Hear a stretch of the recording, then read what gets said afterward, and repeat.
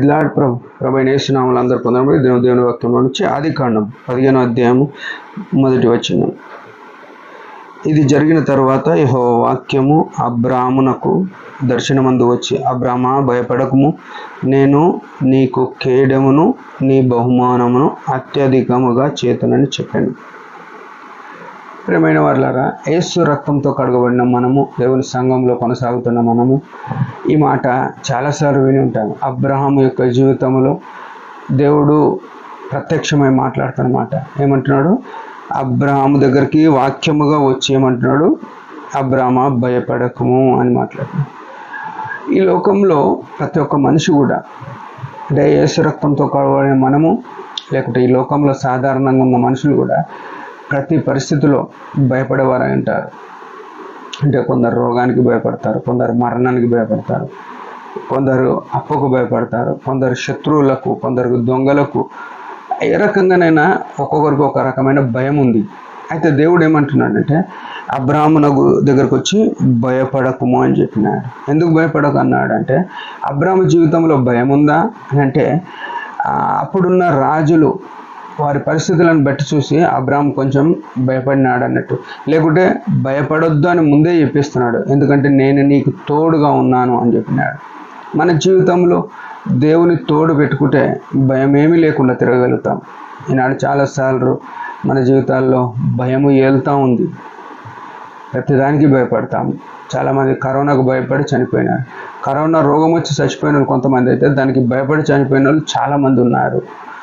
అయితే ఉదయకాలం మన జీవితంలో ప్రభుకు మాత్రమే అసలు మనం వచ్చిన ప్రాబ్లం ఏంటంటే, ప్రభుకు భయపడం కానీ లోకానికి భయపడతాం. దేవుడు ఏమంటాడంటే, నాకు భయపడాలి మీరు. యెహోవా యందు భయభక్తులు కలిగి ఉండుట అది పవిత్రమైంది, లేకుంటే జ్ఞానమునకు మూలము, అది ధైర్యం పుట్టించున్నది అని ఉంది. ప్రియమైన వాళ్ళారా, దేవునికి భయపడతలేము. దేవుడు చూస్తున్నాడు నా జీవితాన్ని అనే విషయం మనం మర్చిపోయి బతుకుతున్నాం.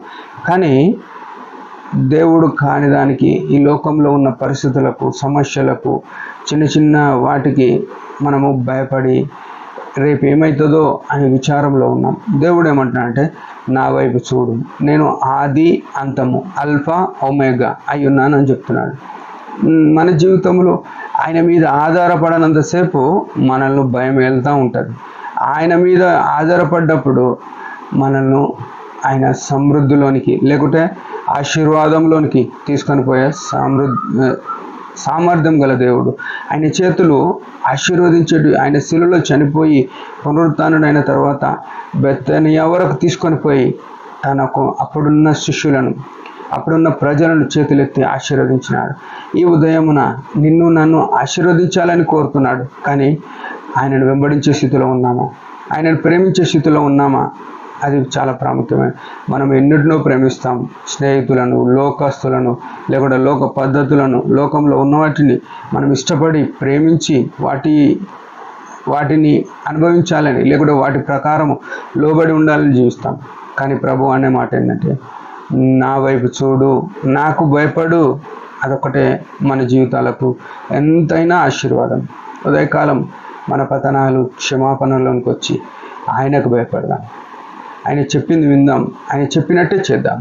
అట్టి రీతిగా ప్రభు మనకు సాయం చేయను గాక. అబ్రాహాము వలె మనం కూడా ఎల్లప్పుడూ వర్ధిల్లాలని దేవుని యొక్క కోరిక. దేవుడి మాట దీవించుగాక. చిన్న ప్రార్థన. పరలోకపు తండ్రి, యేసు ప్రభు నామములో వందనాలు. ఉదయకాలం ఇచ్చిన ఆశీర్వాద స్తోత్రములు. మా జీవితము కూడా విశ్వాసులకు తండ్రిగా ఉన్న అబ్రాహాము వలె ఏ పరిస్థితి వచ్చినా భయపడక నీ మీద నిండు మనసుతో దృష్టించి మేము కొనసాగున్నట్లు నీ ఆత్మనిచ్చి నీ వాక్యం ద్వారా బలపరచమని స్తుతులు అర్పిస్తూ యేసు ప్రభు నామములో ప్రార్థించి అడిగి పెడుతున్నాం తండ్రి. ఆమేన్. మీరందరి పరిచయం గురించి బాగా ప్రార్థించారు.